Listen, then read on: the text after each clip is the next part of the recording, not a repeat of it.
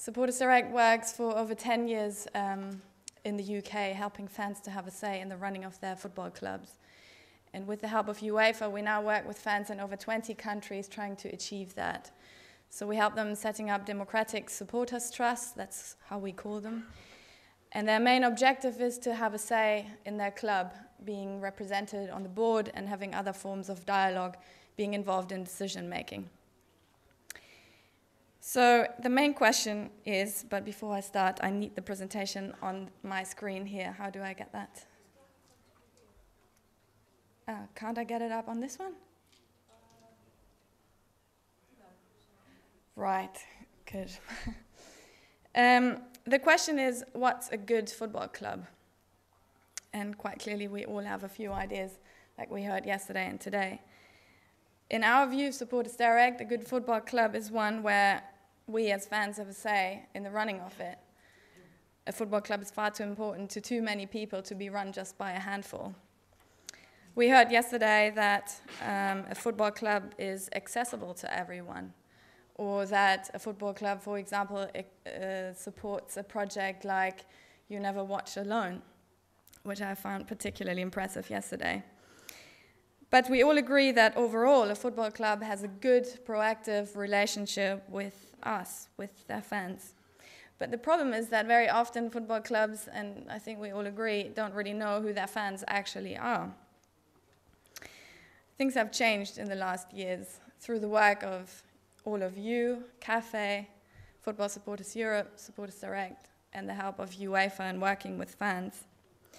And one project of this is the so-called Supporter Liaison Officer project, a bit of an awkward name. And that's what I'll talk to you about in the next 5 minutes or so. So, in the next season, all football clubs that play UEFA competitions will have to have a Supporter Liaison Officer. As you can see, the officer is supposed to build a sort of bridge between the fans and the club and should be the main contact point for all supporters. The second point is really important based on the experience of many people we've spoken to. The Supporter Liaison Officer should be separate from the Safety and Security Officer for various reasons I won't go into right now. But we believe that only a certain level of trust can be developed if the Supporters Liaison Officer is not at the same time the Security Officer. So, how did we get there? It took a few years to get this article into UEFA's new licensing regulations. And it started several years ago in various fans' congresses, all around Europe, where we started to talk about how we can sort of close the gap between the fans and their clubs and get them into dialogue. One significant stage was a workshop that we led at the Football Supporters Europe conference 2 years ago, where fans actually approved the idea and said, well, maybe this is what we should try to get through. Since then, Supporters Direct has been commissioned by UEFA to manage that process, and that's what we've been doing for the last year. And as Joy said earlier, we have developed a handbook where CAFE was able to comment on as well, just to make sure that we consult all of you and everybody else as well. And so were other fans groups, and we developed this handbook together with experts in the field. So like Marco said, we project manage the process, but we're not the super experts here. So what are the responsibilities of a Supporters Liaison Officer? Well, the main thing really is that he or her should be available to everyone, which very often is a problem because sometimes fans are not particularly organized, and the club really has to establish a relationship to fan groups. And how do we do that? Well, that's something that we developed in the handbook and that we will train national associations and clubs on. How do you actually get in touch with your fans? It is possible. One major thing, like Kathy said, is that information is key to everything. So this liaison officer should provide information on everything, including accessibility.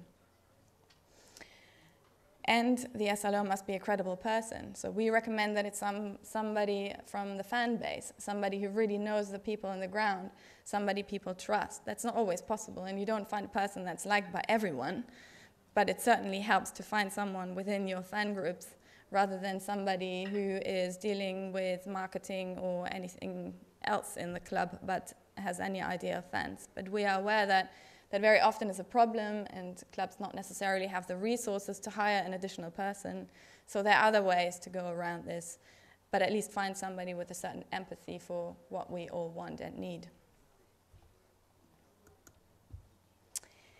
Well, the project goals overall, the ideas, and that's something that UEFA is very keen on, is to establish a sort of network of supporters liaison officers, where people can exchange their views, experiences, particularly before and after UEFA Champions League and Europa League games.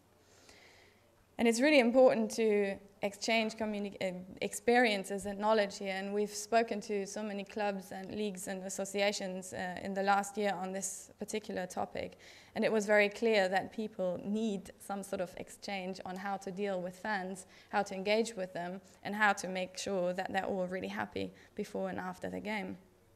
But I should highlight that this project is not, the Supporters Liaison Officer is not somebody who just deals with games, but it's a full-time, it's supposed to be a full-time position and somebody who's there for all of us every single day.